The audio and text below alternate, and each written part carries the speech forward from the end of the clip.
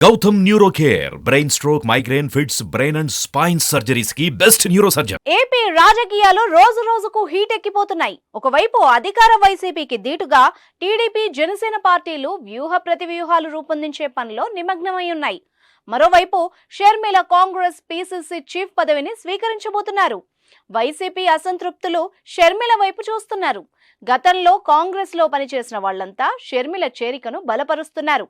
అయితే జగన్ కు యాంటీగా షర్మిల వెళ్లడంపై సర్వత్రా ఉత్కంఠ నెలకొంది. షర్మిల కాంగ్రెస్ పార్టీని బలపరచాలంటే అధికార పార్టీని విమర్శించక తప్పదు. జగన్ అన్న వదిలిన బాణాన్ని అంటూ జగన్ ను అధికారంలోకి తీసుకొచ్చిన షర్మిల అదే బాణంతో వైసీపీని ఓడిస్తుందా అనేది వైఎస్ అభిమానుల్లో కలవరం రేపుతోంది.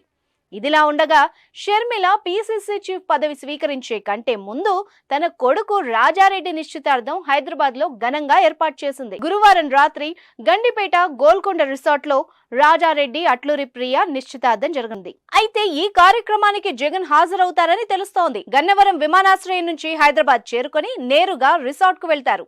అక్కడ కాబోయే నూతన జంటను ఆశీర్వదించి తిరిగి వెంటనే విజయవాడ వెళ్తారని పార్టీ వర్గాలు ప్రకటించాయి. జగన్ మేనల్లుడి నిశ్చితార్థానికి హాజరవుతున్న విషయంపై వైఎస్ అభిమానులు ఆనందంగానే ఉన్నారు.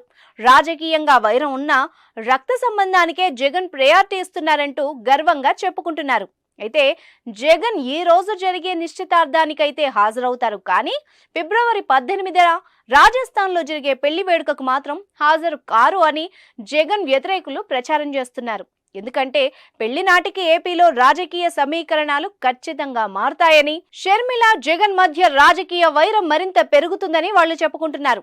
ఇక వైసీపీ అసంతృప్తులు టీడీపీలోకి వెళ్లకుండా షర్మిల జగన్ కు మేలే చేస్తుందని మరికొందరు అంటున్నారు.